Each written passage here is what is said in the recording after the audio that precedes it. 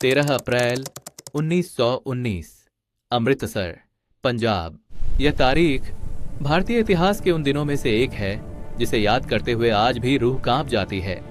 जलियांवाला बाग हत्याकांड केवल एक गोलीबारी नहीं थी, यह उस सत्ता का चेहरा था जो खुद को कानून से ऊपर और इंसानियत से परे मान बैठी थी। 1914 से 1918 तक दुनिया फर्स्ट वर्ल्ड वॉर की आग में जल रही थी। भारत उस युद्ध का हिस्सा नहीं था, फिर भी सबसे ज्यादा कीमत भारत ने ही चुकाई। 13 लाख से ज्यादा भारतीय सैनिक ब्रिटिश सेना के लिए लड़े, हजारों मील दूर एक ऐसे युद्ध में जिसका फैसला भारत ने नहीं किया था। जब युद्ध खत्म हुआ, भारतीयों को उम्मीद थी कि अब उन्हें राजनीतिक अधिकार मिलेंगे, लेकिन अंग्रेज सरकार कुछ और ही सोच रही थी। मार्च 1919 ब्रिटिश सरकार ने एक नया कानून पास किया। नाम था रोलाट एक्ट। यह कानून कहता था, अगर सरकार को आप पर जरा सा भी शक है तो आपको बिना मुकदमे, बिना वकील सीधे जेल में डाला जा सकता है।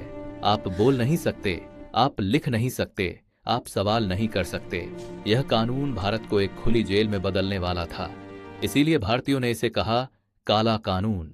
महात्मा गांधी इस कानून से सहमत नहीं थे। उन्होंने कहा, अन्याय के खिलाफ शांति से लड़ना भी एक शक्ति है। गांधी जी ने देशव्यापी सत्याग्रह की घोषणा की। पूरे भारत में हड़तालें शुरू हुईं, सभाएं हुईं, लोग सड़कों पर आए। पंजाब इस आंदोलन का सबसे बड़ा केंद्र बन गया। अमृतसर में दो प्रमुख नेता डॉक्टर सत्यपाल और डॉक्टर सैफुद्दीन किचलू, उन्हें बिना कारण गिरफ्तार कर लिया गया। यह गिरफ्तारी तेल का काम कर गई। जनता में गुस्सा बढ़ गया। अंग्रेज प्रशासन ने शहर में सभा और जुलूस पर प्रतिबंध लगा दिया, लेकिन यह सूचना हर किसी तक नहीं पहुंची। 13 अप्रैल 1919 बैसाखी का दिन। गांवों से लोग अमृतसर आए थे, कोई त्योहार मनाने, कोई रिश्तेदारों से मिलने और कुछ रॉलेट एक्ट के विरोध में सभा में शामिल होने। जलियांवाला बाग एक खुला मैदान जहां लोग शांतिपूर्वक इकट्ठा हो रहे थे।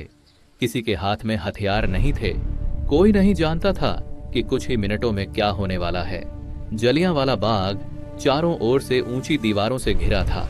बाहर निकलने के लिए सिर्फ एक संकरा रास्ता था। भीड़ के लिए यह जगह एक फंदा बन चुकी थी। शाम के समय ब्रिगेडियर जनरल रेजिनाल्ड डायर अपने सैनिकों के साथ वहां पहुंचा। करीब 90 सैनिक, राइफलें, पूरी तैयारी। उसने न कोई चेतावनी दी, न भीड़ को हटने को कहा। उसने सिर्फ एक आदेश दिया, फायर। लगभग 10 मिनट तक लगातार गोलियां चलीं। 1650 राउंड फायरिंग। लोग भागे, दीवारों से टकराए, गिरे। कुछ लोग गोलियों से बचने के लिए एक कुएं में कूद गए। वह कुआं बाद में लाशों से भरा मिला। सरकारी आंकड़ों में 379 मौतें दर्ज की गईं, लेकिन स्वतंत्र अनुमान बताते हैं मृतकों की संख्या 1000 से भी ज्यादा थी। जब गोलियां रुकीं, डायर चला गया। न डॉक्टर बुलाए गए, न पानी दिया गया। शहर में कर्फ्यू था। घायल लोग पूरी रात तड़पते रहे। कई लोग गोलियों से नहीं, इलाज न मिलने से मर गए। इस घटना ने पूरे भारत को हिला दिया। रविंद्रनाथ टैगोर ने अपनी नाइटहुड वापस कर दी। गांधी जी ने कहा, अब अंग्रेजी शासन से नैतिक रिश्ता खत्म हो चुका है। असहयोग आंदोलन पूरे देश में फैल गया। जलियांवाला बाग ब्रिटिश राज के अंत की शुरुआत बन चुका था।